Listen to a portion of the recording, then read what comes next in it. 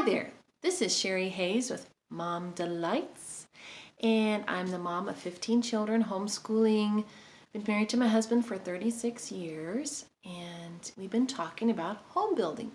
And we know that God builds and creates, and the devil debuilds or destroys, and sin also, when we cooperate.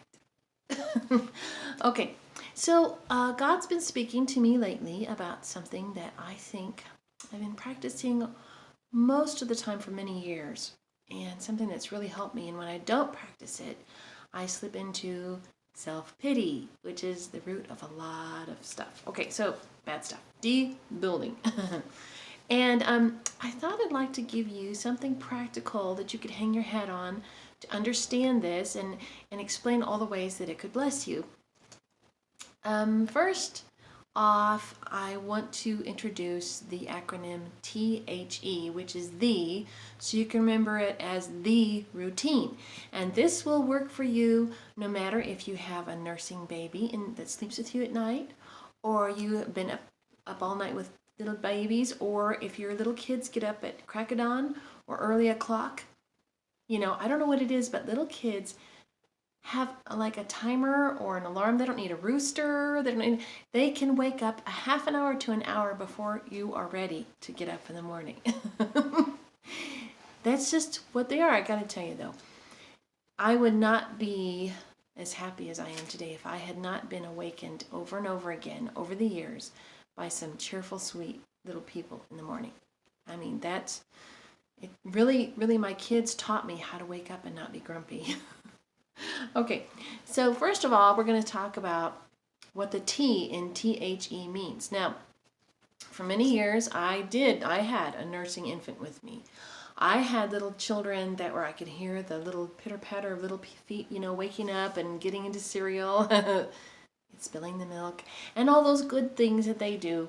And I would crave in my heart to start the day off right, to start the day off in the Lord. And I was always stretched to know how to do that. And then God started teaching me a way. And the first thing I would do every morning is the T, and that is I would start being thankful. Now, I will give you some scriptures for this, and you may have heard them before. That's okay. I always like to hear the word. Here's the first one, and it is in Romans chapter 1, verse 21. And it says, because that when they knew God, they glorified him not as God, neither were thankful, but became vain in their imaginations, and their foolish heart was darkened. And so one of the reasons why I believe we all should start the morning out with thankfulness is because when we're not thankful to God for many, many, many things in our lives, when we're not thankful,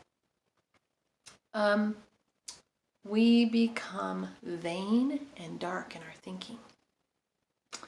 We have trouble helping ourselves out of situations because we don't have the ability to think and think of creative solutions. And we can't think through different problems because we aren't thankful. So one of the things I would do when I had little ones, and I still do this today, is before I open my eyes, I am being thankful. Sometimes I start and I'm just thankful for my bed.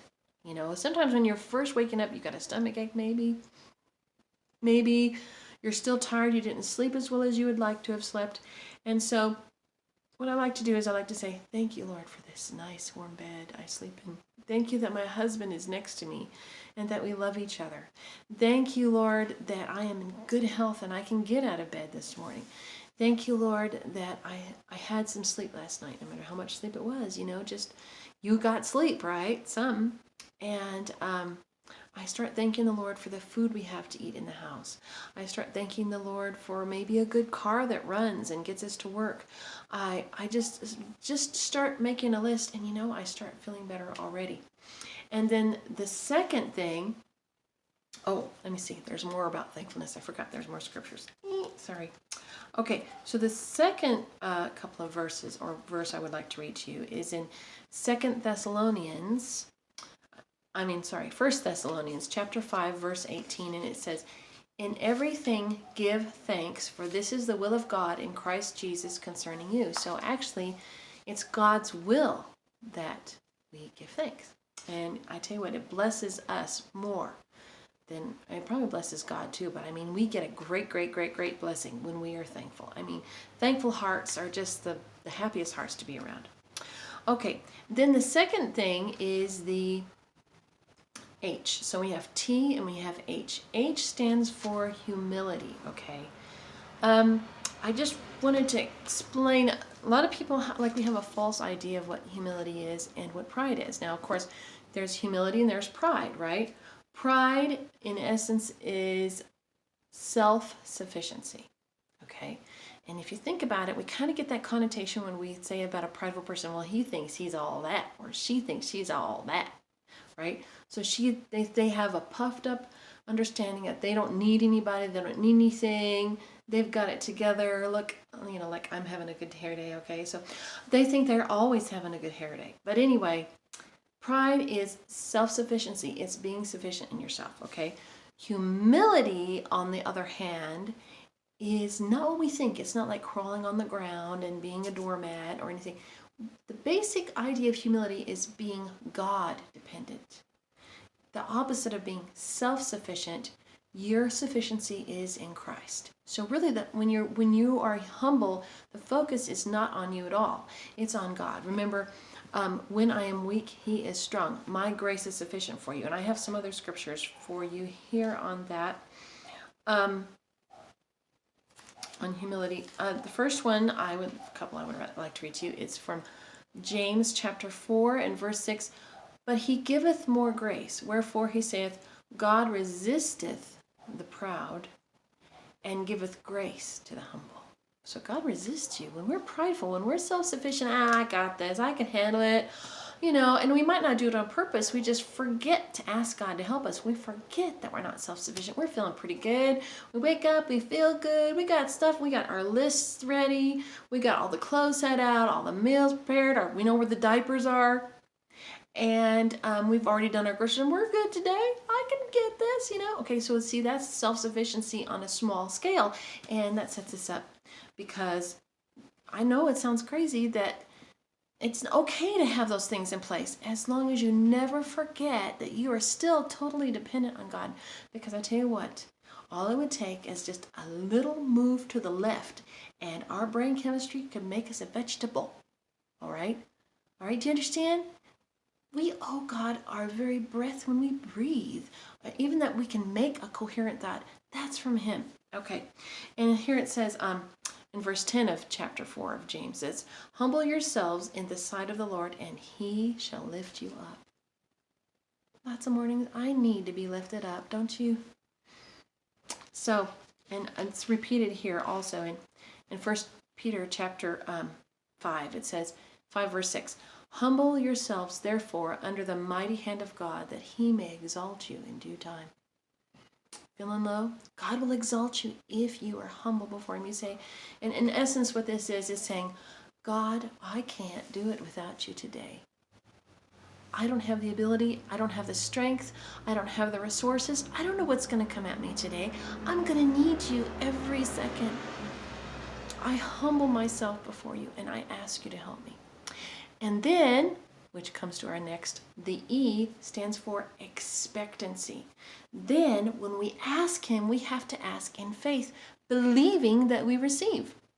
We have to be expecting that God will help us. Now, my daughter, my oldest daughter, she has 4 children of her own, and she's homeschooling.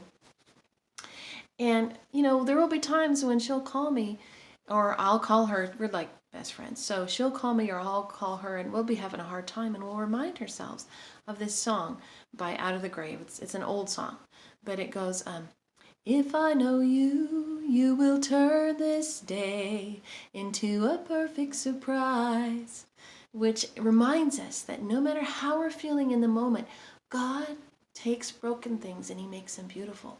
He takes our worst circumstances and He puts beauty in there. And we remind ourselves of that no matter what it may feel like in that moment, that we expect that God is going to redeem our day. or whatever season in life we might be. God is going to redeem that. That's what he does. He builds, he creates. And when we expect that, then we are exercising our faith. Okay, and I got some good news for you. Faith pleases God.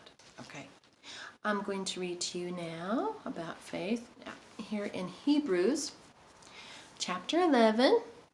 I'll first read verse 6. Okay.